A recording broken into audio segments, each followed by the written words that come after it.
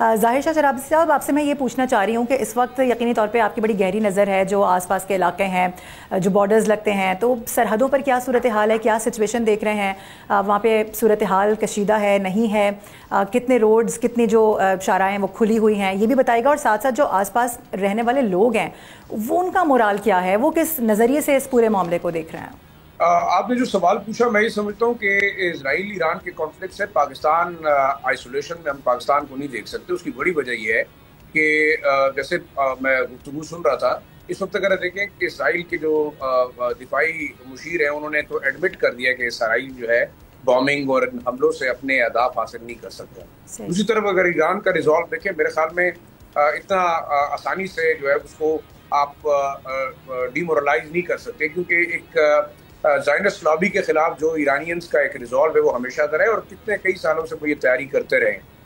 अब मामला ये होगा कि इस वक्त मैं ये समझता हूँ कि इजराइल का जो रिजॉल्व है या जो उसकी हम कह सकते हैं स्ट्रेंथ थी, उसको बड़ी हद तक ईरान ने तोड़ा है, क्योंकि इस किस्म की तबाही कभी तल अवीव में और खासतौर पर उनके मुसाद के हेडक्वार्टर की तबाही देख लें, इसके साथ साथ आज उनके स्टॉक एक्सचेंज को जो है बिल्कुल रिडंडेंट कर दिया गया, तो बहुत बड़ा फर्क इसराइल को पड़ेगा। और अगर ये जंग लंबी होती है 1-2 हफ्ते तक, तो मेरे ख्याल में मजीद रेजिस्टेंस जो है वो इसराइल के अंदर से उठेगा और हालात शायद इसराइल के लिए बड़े ख़राब होंगे।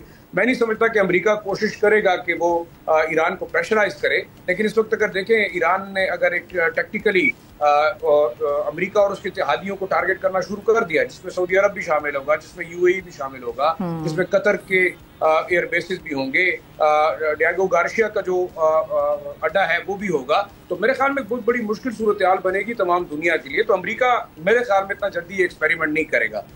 बाकी जो आपने बात की हमारी सरहदों की, तो इस वक्त आप देखें ताफ्तान बॉर्डर से बड़ी तादाद में जो पाकिस्तानी स्टूडेंट्स थे, पाकिस्तानी ज़ायरीन थे, उनका आना शुरू हो गया है। यहाँ ओवरऑल मेरे ख्याल में पाकिस्तान की सरहदों पे तो हम देख रहे हैं कि जो इस वक्त एक बड़ा लॉस ईरानियंस को हुआ वो रॉ की इन्वॉल्वमेंट थी, जिसकी वजह से बड़ी हद तक उनकी सिक्योरिटी लीकेजेस हुई, उनके टॉप के जो कमांडर्स हैं वो मारे गए। मेरे ख्याल में अब ये देखना होगा कि हमारे जो बॉर्डर्स हैं उससे कितनी इंट्रूशंस है। तो कल भी मेरी आईजी खैबर पख्तूनख्वा से बात हुई, उनका यही कहना है कि ज़ाहिर तो अफगान तालिबान ने ये वादा किया है कि वो पाकिस्तान के अंदर दहशतगर्दी की कार्रवाइयों को रोकेंगे, लेकिन मेरे ख्याल में अभी भी तश्कीलें भी हो रही हैं, दहशतगर्द आ भी रहे हैं, उनको काउंटर भी किया जा रहा है। तो अब देखना ये होगा कि ईरान को अगर न्यूट्रलाइज करने की कोशिश की जाती है, जैसे कि शाम साहब कह रहे थे शायद रिजीम चेंज होगी, लेकिन मैं नहीं समझता कि पाकिस्तान ये रिजीम चेंज अफोर्ड कर सकता है और ना वो उसको परसू करेगा, क्योंकि उस वक्त इस सूरत में पाकिस्तान 3 अतराफ से, अफगानिस्तान, इंडिया और ईरान, अगर हॉस्टाइल हुकूमतें यहाँ होती हैं तो चाइना और पाकिस्तान। और जाहिर शाह साहब, मैं कतई कलामी की माजरत करूंगी, और इससे पहले जो पाकिस्तान का बयान हमने देखा, जो स्टेटमेंट सामने है, वो तो ऑलरेडी कह चुका है कि हम ईरान के साथ खड़े हैं। अब इस मुलाकात के बाद हम जाहिर सी बात है अपने बयान को तब्दील नहीं कर सकते, अपनी पोजीशन को तब्दील नहीं कर सकते। What do you think? देखिए, मेरे ख्याल में पाकिस्तान की अपनी सर्वाइवल मैंने नहीं बात की, मैं कह रहा हूं रजीम चेंज नहीं, नेशनल गवर्नमेंट की बात की इनकी। सही। देखिए, नेशनल गवर्नमेंट अपनी जगह पे इस वक्त ईरान के अंदर एक नेशनल गवर्नमेंट ही है, उनके अपने अवाम हैं, उन्होंने लोगों को इलेक्ट किया है।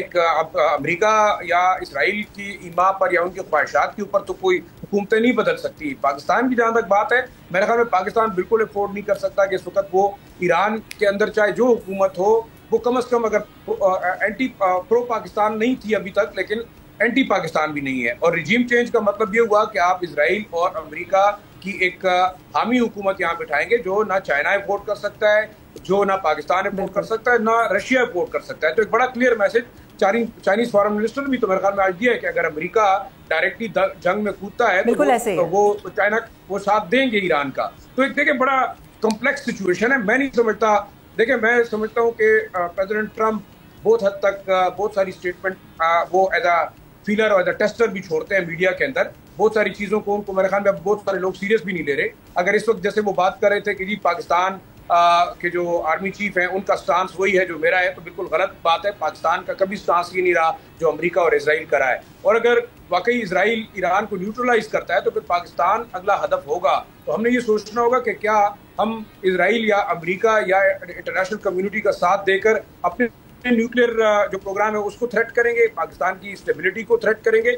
हम किसी सूरत नहीं अफोर्ड कर सकते कि ईरान न्यूट्रलाइज हो या ईरान के अंदर रिजीम चेंज हो। तो सोचना ये होगा कि हमारा चाइना, रशिया मेरे ख्याल में इनको अब आना चाहिए आगे और इस तमाम पोजीशन को जो है डिफ्यूज करना चाहिए। हमने आज से जब सदर रेगन के साथ जनरल ज़ियाउल हक साहब की मुलाकात हुई थी तो वो आज तक हम जो है उनके साथ दोस्ती करके भुगत रहे हैं। हमने लाखों की तादाद में अपने लोग मरवा दिए वॉर ऑन टेरर के अंदर जाने। मेरे ख्याल में पाकिस्तान को बड़ा टेक्टफुली और टेक्निकली सोचना होगा कि अमेरिका के साथ अगर हम दोबारा हाथ मिलाते हैं तो उस सूरत में हम देख लें, क्योंकि इंडिया को शिकस्त देने के लिए हमें चाइना ने सपोर्ट किया था, अमेरिका ने नहीं। तो मेरे ख्याल में पाकिस्तान के अपने मफादात हैं और मैं ये समझता हूँ कि हमारे फील्ड मार्शल ने बड़ा टेक्टफुली तमाम चीजों को देखा होगा।